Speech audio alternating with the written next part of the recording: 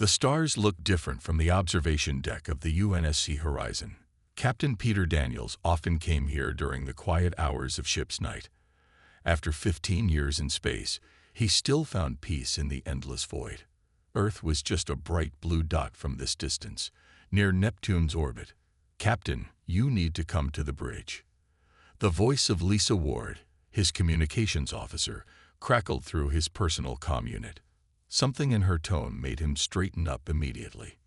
"On my way," he replied, already moving toward the lift.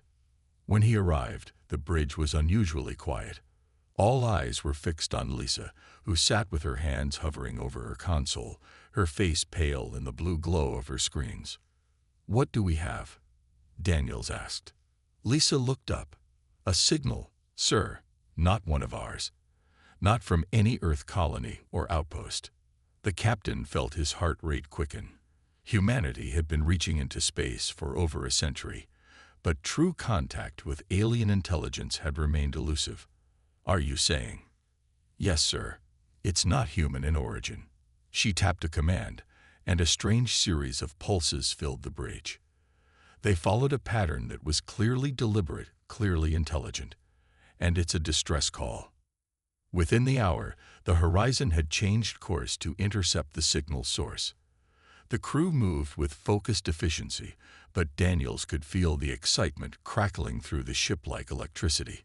"Visual contact in 30 seconds, announced the pilot, Sam Gordon. The main screen flickered and revealed a vessel unlike anything humans had built. It was curved like a massive leaf, with structures that seemed to branch organically from its central spine. Parts of it glowed with a soft blue light, while other sections appeared damaged. "Life signs?" Daniels asked. Dr. Alan Russell, the ship's xenobiologist, studied his readings. "Definitely. Hundreds of them. Biosignatures unlike anything in our database." Daniels made his decision. "Prepare for first contact protocols. Lisa, try to establish communication." It took 3 hours of exchanging mathematical sequences before the aliens began transmitting visual data. The face that appeared on screen startled everyone. Humanoid, but with skin the color of pale blue ice and intricate patterns of light that seemed to pulse beneath the surface. "We seek sanctuary," the alien said in surprisingly good English. They had clearly been monitoring Earth's transmissions. "I am Nariva, speaker for the last Viridian refugees." Over the next few hours, Nariva told their story. The Viridians were fleeing extinction at the hands of an empire called the Krell Dominion. Their crime had been refusing to share their advanced terraforming technology for military purposes. "We approached 7 advanced civilizations before yours," Nariva explained. Her luminous patterns dimmed slightly, which Daniels guessed indicated sadness. "All refused us shelter. All feared the Krell's retribution." "How many of you are there?" Daniels asked. 834, Nariva replied. "All that remains of a world of billions." The bridge fell silent. Daniels looked at his crew's faces. Shock, sympathy, resolve. "We cannot make this decision alone," he told Nariva. "I must contact Earth's governments." Lisa worked through the night to establish a secure channel to the United Nations Space Council. By morning, the news had spread across Earth. Humanity was facing its first interstellar refugee crisis. When the Emergency Council gathered, opinions were divided. Some nations demanded the aliens be turned away, fearing Krell retaliation. Others argued that helping those in need was fundamental to human values. As the debate raged on Earth, Dr. Russell delivered his report to Daniels. "They're dying," he said simply. "Malnutrition, untreated injuries, and what I can only describe as a collective despair. If we turn them away, I doubt they'll survive long enough to find another potential haven." Daniels nodded grimly. He opened a channel to Earth, ready to add his voice to the debate that would test humanity's principles against its fears. The choice they made now would define their species' place among the stars. The United Nations Space Council chamber buzzed with tension. Representatives from every nation with space capabilities sat around the massive circular table. Captain Daniels stood at the center, his uniform crisp despite his exhaustion. "The choice before us is unprecedented," said Council President Miguel Rivera. "Captain Daniels, please summarize the situation once more." Daniels cleared his throat. "The Viridian vessel carries 834 refugees. They are the survivors of a civilization that was attacked by an empire called the Krell Dominion. 7 other spacefaring species have already turned them away." Grace Hoffman, the political advisor to the North American Alliance, stood up. Her gray suit matched her stern expression. "We must consider the risk to Earth. The Krell Dominion sounds militarily superior to us. By sheltering these aliens, we could be inviting destruction." Murmurs of agreement rippled through the chamber. Several representatives nodded. With respect, John Miller countered, rising from his seat at the military strategy table.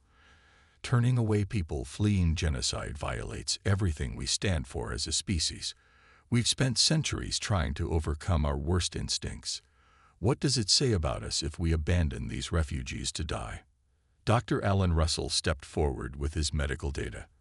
The holographic display showed biological readings from the Viridian refugees. "Many are suffering from severe malnutrition," he explained. "But what's killing them faster is something I can only compare to extreme depression. Their species appears to have strong communal bonds. The loss of their homeworld, and the rejection by 7 civilizations, has created a collective despair that's physically damaging their bodies." The Russian representative leaned forward. "Can you confirm they pose no biological threat to Earth?" "They carry no pathogens compatible with human biology," Russell answered. "Their physiology is different enough that disease transmission is virtually impossible." The debate continued for hours. The Chinese delegate worried about technological disparities.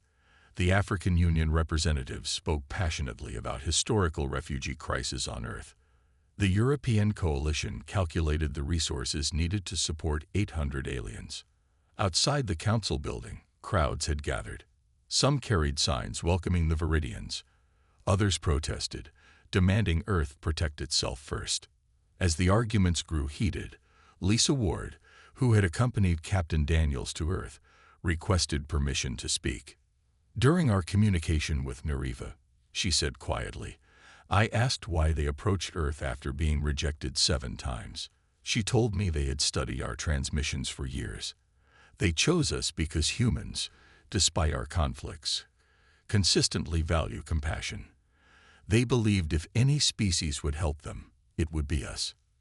The chamber fell silent. President Rivera called for a vote. Representatives entered their decisions privately. The tally appeared on the main screen as percentages shifted back and forth. When the final result appeared, the vote was narrow: 52% in favor of offering sanctuary, 48% against. "It's decided then," Rivera announced. "Earth will offer sanctuary to the Viridian refugees." The chamber erupted in a mix of cheers and protests. Captain Daniels was given immediate orders to escort the Viridian ship to Earth. A facility would be prepared in the remote Atacama Desert, far from major population centers, but habitable for the blue-skinned aliens. As Daniels and Ward returned to their shuttle, Grace Hoffman approached them. "I hope you understand what you've started," she said, her voice tight with concern. "If the Krell come looking for these refugees, we'll be hopelessly outmatched." Daniels met her gaze steadily. "Sometimes being human means doing the right thing even when it's dangerous." Ward added, 7 civilizations chose safety over compassion. Maybe that's why they're advanced, but not great. Back on the horizon, Daniels called Nariva with the news. The Viridians' bioluminescent patterns brightened dramatically when she heard Earth's decision. "My people had lost hope," she said, her voice trembling. "You have given it back to us." As the horizon began its journey back to Earth with the alien vessel in tow, Daniels wondered if humanity had just made its most noble decision, or its most foolish one. 3 weeks passed since the Viridians arrived on Earth. The facility in the Atacama Desert had been built in record time. It featured dome-shaped buildings that mimicked the organic architecture of the Viridian ship. The location was chosen for its isolation, dry climate, and clear skies that allowed the aliens to see the stars. Olivia Martinez walked through the main dome, carrying tablets loaded with Earth languages and customs. As the cultural specialist assigned to the Viridians, she spent her days helping them understand humans. "Good morning, Nariva," she said as the Viridian leader approached. Nariva's blue skin seemed brighter today, her bioluminescent patterns flowing in what Olivia had learned was a sign of contentment. "Good morning, Olivia," Nariva replied. Her English improved daily. "Our children wish to show you something." In a smaller dome converted into a play area, a group of Viridian children sat with human staff members' children. The blue-skinned alien youngsters had learned a human game and were teaching human children one of their own. Their laughter sounded like wind chimes. "They adapt faster than adults," Nariva said softly. "Already they form bonds with your young ones." Olivia nodded. "Children haven't learned to fear differences yet." In another section of the facility, engineer Kevin Powell was examining a small device that the Viridians had brought from their ship. Several Viridian technicians stood nearby, their patterns pulsing with what he'd come to recognize as excitement. "You're saying this thing can transform soil?" Kevin asked, turning the cylinder in his hands. The Viridian named Elian nodded. "It adjusts the molecular structure to support plant growth. Our people were terraformers. We made barren worlds bloom." Kevin whistled. "This technology could turn deserts green, help feed millions." "We offer it freely," Elian said. "A small repayment for your people's courage." Not everyone welcomed the newcomers. Outside the perimeter fence, a small group of protesters had set up camp. Their signs warned of alien invasion and Krell retaliation. Security kept them at a distance, but their presence was a constant reminder of humanity's divided opinion. That evening, Nariva invited key facility staff to share a meal prepared in the Viridian tradition. The food was safe for human consumption. Plant-based dishes with striking colors and unfamiliar but pleasant flavors. "I wish to tell you our history," Nariva said when everyone had eaten. "So you understand who you have saved." She spoke of a civilization 5,000 years old. The Viridians had evolved on a world with limited resources, which taught them to preserve and enhance rather than consume. They developed technology to transform uninhabitable planets into lush worlds. For millennia, they traveled peacefully, creating gardens among the stars. "Then the Krell found us," Nariva continued, her patterns dimming. "They are conquerors who strip worlds bare. They demanded our terraforming technology to repair planets they had ruined. When we refused to help them exploit more worlds, they attacked." Dr. Alan Russell asked, "How did your people survive the attack?" "A small group of scientists and civilians escaped on our last research vessel," she explained. "The ship you found. We watched our homeworld burn from orbit." The room fell silent. Captain Daniels, who had remained on Earth as liaison between the Viridians and human governments, shared a look with Lisa Ward. "The other civilizations that turned you away," Lisa asked, "what were they like?" "Advanced. Powerful. Some had fleets that could have easily protected us." Nariva's patterns shifted to a pattern they hadn't seen before. "But all chose safety over principle. One leader told us, 'We regret your situation, but it is not our concern.'" Later that night, as facility staff returned to their quarters, Olivia noticed Nariva standing alone, looking at the stars. "Do you believe the Krell will come here?" Olivia asked. Nariva turned, her eyes reflecting the starlight. "Yes, they are relentless." "Are you sorry you came to us, knowing we might face their wrath?" Nariva's patterns brightened. "No. Even if the worst happens, you showed us that compassion still exists in the universe. That alone was worth finding." Overhead, unknown to anyone on Earth, a Krell scout ship entered the solar system, its sensors searching. 6 months after the Viridians arrived on Earth, the alarm sounded. Every screen at the Atacama facility flashed red. Captain Daniels ran to the command center where Lisa Ward was already at her station. "What do we have?" he asked, his voice tense. Lisa's fingers moved quickly across her console. Massive object just appeared near Jupiter's orbit. It's not using any known propulsion system. The main screen showed a vessel that dwarfed anything humans had built. It resembled a massive metal scorpion, with sharp angles and protruding weapons. Even from this distance, it radiated menace. "Alert the Space Council and all defense forces," Daniels ordered. "And get Nareva here now." When the Viridian leader arrived, her normally bright patterns were dim with fear. She needed only one look at the screen. "Krell," she whispered, "a capital warship, the kind that destroyed our world." Within an hour, the alien ship broadcast a message to Earth. The translation systems struggled with the harsh language, but the meaning was clear. "Humans of Earth, I am Commander Zexkull of the Krell Dominion. You harbor fugitives that belong to us. Surrender all Viridians within 72 hours, or we will consider your world hostile territory. The consequences will be severe." The message played on repeat on every channel across Earth. Panic spread through cities. Military forces worldwide went on high alert, but everyone knew the truth.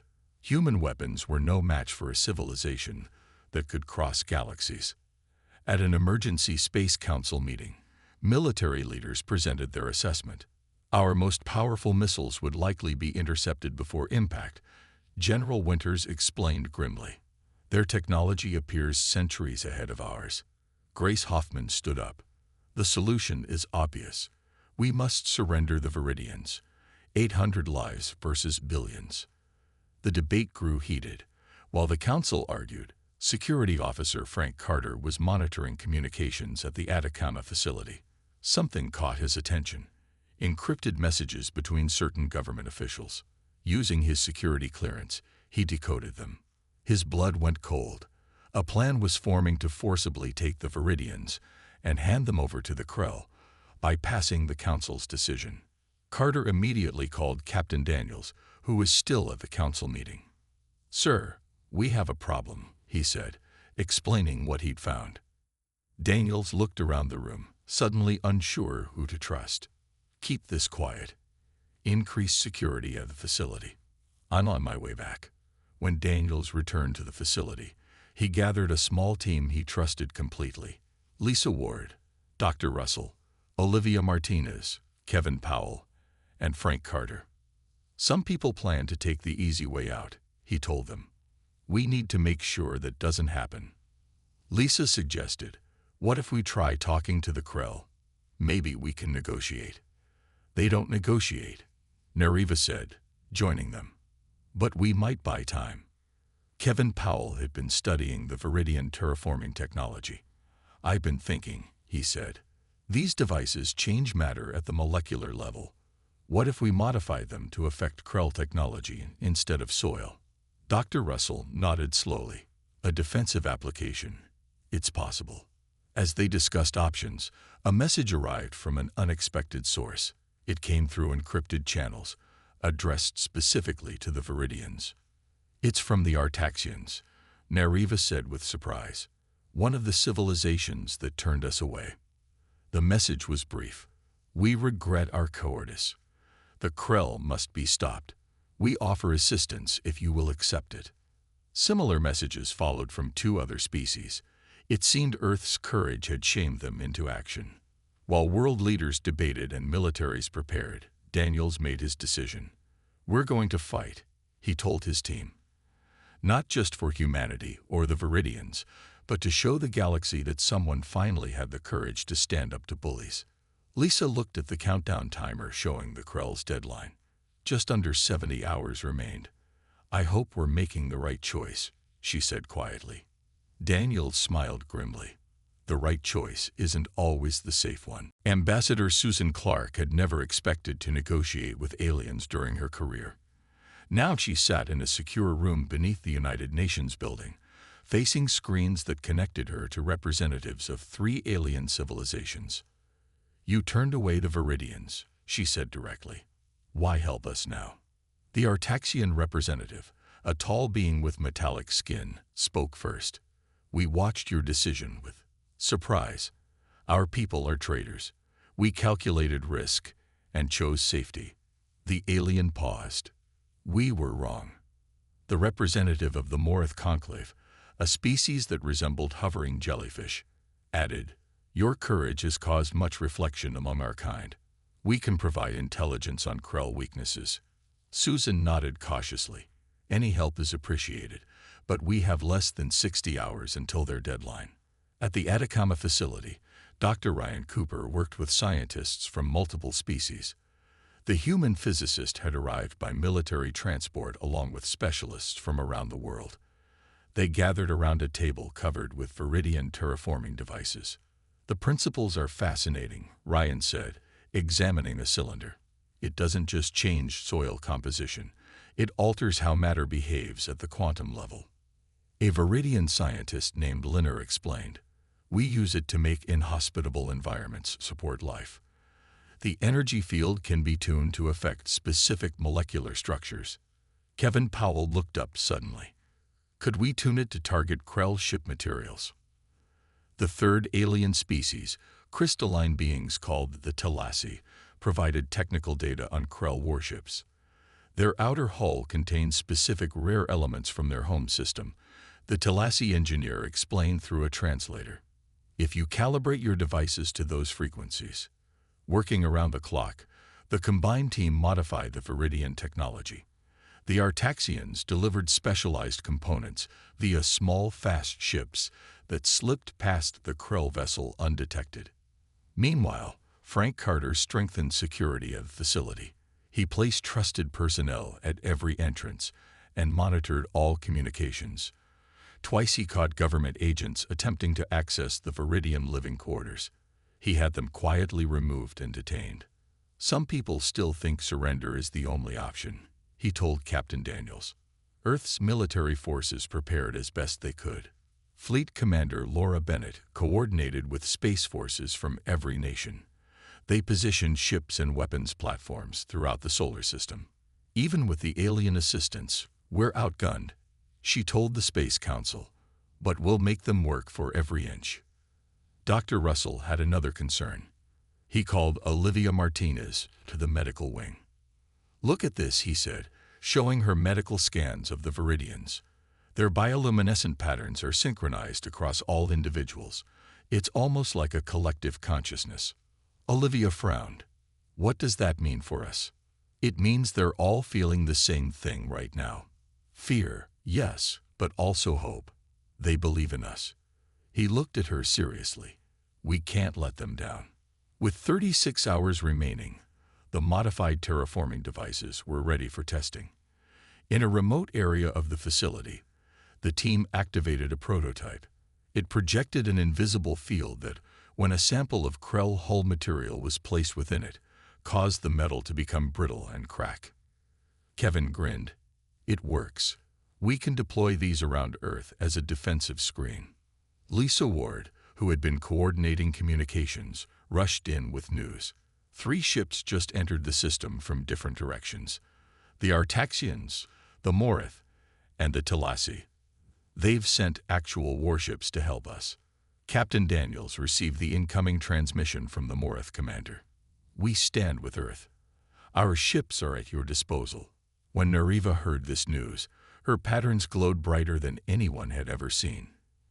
"You've accomplished what we thought impossible," she told Daniels. "You've united species that have been rivals for centuries." As Earth's defenses prepared and alien allies moved into position, the Krell warship began advancing from Jupiter's orbit toward Earth.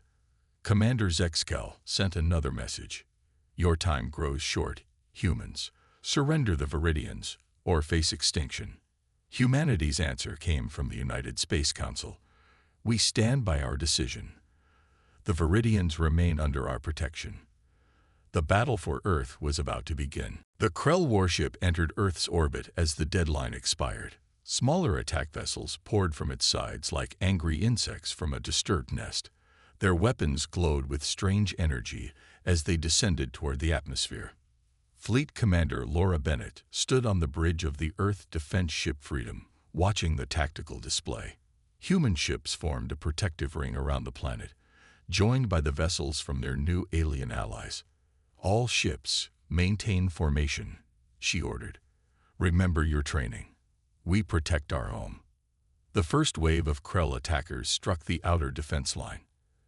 Energy weapons flashed across space. 2 human ships exploded instantly. A Morith vessel took heavy damage but held position. "They're stronger than we expected," Laura's second-in-command said. She nodded grimly. "But they don't know what we have waiting." Near Jupiter, the modified terraforming devices had been deployed in an invisible net. As the main Krell warship moved toward Earth, it passed through this field. On its hull, microscopic changes began to occur. At the Atacama facility, Kevin Powell monitored readings from the devices. "It's working. The Krell ship's hull integrity is dropping. The molecular bonds are weakening." Captain Daniels watched the battle from the command center. "Tell Commander Bennett to focus fire on the weakened sections." In orbit, Laura received the message.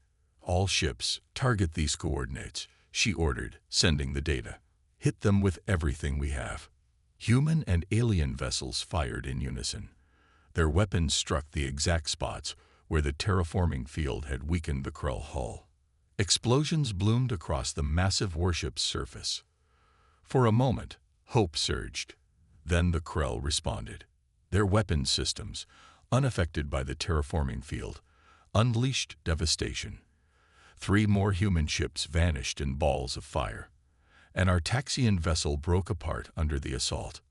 On Earth, Security Officer Frank Carter detected unusual activity near the facility's power systems. He hurried to investigate and found 3 figures in environmental suits placing devices on the main generators. "Stop right there," he shouted, drawing his weapon. The saboteurs turned. They weren't human or Viridian. Their faces behind their visors had reptilian features.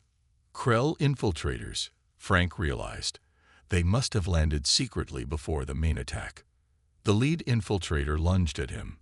Frank fired, hitting the attacker in the shoulder. The other 2 rushed him from different directions. Frank fought desperately, knowing if they succeeded, the facility's defenses would fail. A blue blur entered his peripheral vision. Nariva and 2 other Viridians had arrived. Though not warriors by nature, they fought with the strength of those protecting their last hope. Together with Frank, they subdued the infiltrators. "They would have destroyed the power system," Frank said, breathing hard. Nariva's patterns pulsed rapidly. "They know we're modifying our technology to fight them." In space, the battle reached its most intense point. The Krell warship, though damaged, had broken through the outer defense line. It approached Earth, weapons charging for a devastating strike. Just then, multiple new contacts appeared on the tactical screens. Ships of designs no one recognized entered the battle zone at incredible speed. "Who are they?" Laura asked. Her communications officer looked up in surprise. "They're broadcasting on all frequencies. It's the other alien civilizations, the ones that initially refused to help the Viridians. They're joining the fight." 4 new species had arrived, their ships immediately engaging the Krell forces. Their message was simple: "We will no longer stand by in fear." The tide of battle shifted. The Krell warship, faced with unexpected resistance from multiple directions, halted its advance. Its damaged sections began to fail catastrophically as the terraforming field continued its work. Commander Zexkal broadcast one final message.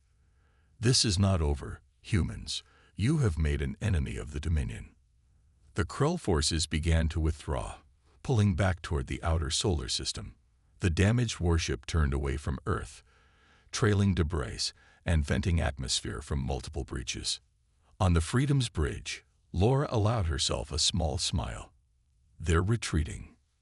Earth had won its first interstellar battle, not through superior firepower, but through courage, innovation, and unexpected alliances born of a single act of compassion. 3 weeks after the battle, Earth was still counting its losses and celebrating its unlikely victory. 57 human ships had been destroyed, with over 2,000 lives lost. The alien allies had suffered similar casualties. But Earth remained free, and the Viridians remained safe.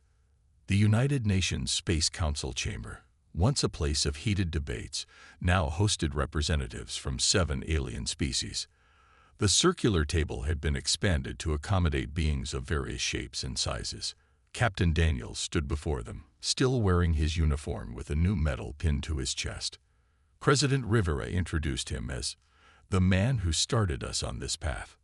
I didn't expect to become the center of an interstellar alliance, Daniels said simply. I just couldn't turn away people who needed help. The Artaxian representative's metallic skin gleamed under the lights. Sometimes the simplest acts of compassion changed the course of history. Earth reminded us all of principles we had forgotten. Agreements were signed that day, establishing the first formal alliance between Earth and other civilizations. Technology would be shared, trade routes established, and mutual defense guaranteed. Earth, the youngest member of this cosmic community, had become its moral center. At the Atacama facility, things were changing too. What had been a refugee camp was transforming into a center for cultural exchange and scientific collaboration. Viridians moved freely among humans now, their blue skin and glowing patterns becoming a common sight in nearby towns. Olivia Martinez worked with Nariva to document what was happening. This is unprecedented, she said, recording interviews with humans and aliens alike. No one expected first contact to happen this way. Nariva's patterns formed what Olivia now recognized as a smile. My people have a saying. The path to the stars is paved with unexpected kindness. Dr. Russell's medical team made discoveries daily. The Viridians' bioluminescent patterns weren't just for communication. They contained biological information that could revolutionize human medicine. In return, human musical traditions fascinated the Viridians, who experienced sound in ways humans could barely comprehend. Kevin Powell and the Viridian engineers adapted their terraforming technology for Earth's needs. The first tests transformed a small section of the Sahara into fertile land. Plans were made to address climate damage that had plagued Earth for centuries. In Washington, D.C., Captain Daniels met with the President in the Oval Office. The Space Council has created a new position, the President said. Ambassador to the Interstellar Alliance. We want you to fill it. Daniels looked surprised. I'm just a ship captain. Sir, you're the man who made the choice that changed everything. The aliens respect you. They listen to you. After consideration, Daniels accepted. His first task would be to establish diplomatic relations with more distant civilizations, spreading word of the alliance. That evening, he met with Lisa Ward at a small cafe near the Potomac River. So, Ambassador Daniels, she said with a smile. Quite a promotion from Captain. He shook his head, still amazed by the turn of events. All because we answered a distress call. You know the Krell will return, Lisa said, her expression serious. They don't forgive defiance. Yes, but next time we won't face them alone. He looked up at the stars becoming visible in the evening sky. And we'll be ready. In the Atacama facility, Nariva gathered the Viridian children.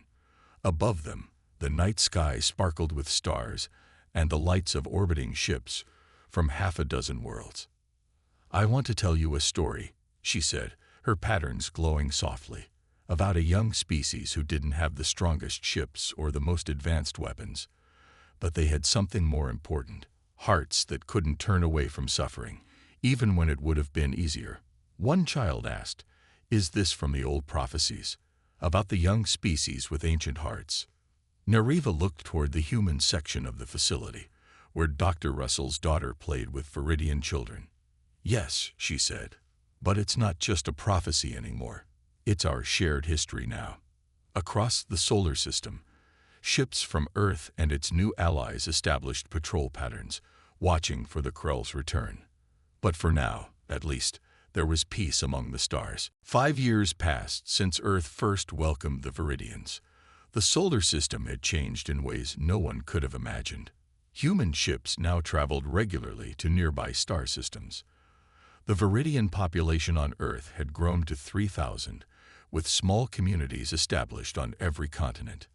Ambassador Peter Daniels stood on the observation deck of the Harmony Station, a massive structure orbiting Earth that served as the headquarters for the Interstellar Alliance. Representatives from 15 species now gathered here to discuss shared concerns and opportunities. "Amazing view, isn't it?" said Lisa Ward, who had joined him as his chief of staff. Below them, Earth gleamed blue and green. Ships of various designs moved in carefully regulated patterns around the planet. "Sometimes I still can't believe how much has changed," Daniels replied. "From one distress call to all this." Lisa nodded. "The diplomatic team is ready. The Krell envoy arrives in 2 hours." After years of cold silence, the Krell Dominion had finally reached out to propose formal peace talks. Their empire, once feared throughout the galaxy, had lost influence as more civilizations joined the alliance. In London, Dr. Alan Russell walked through Hyde Park with Nariva. The Viridian's blue skin no longer drew stares from passersby.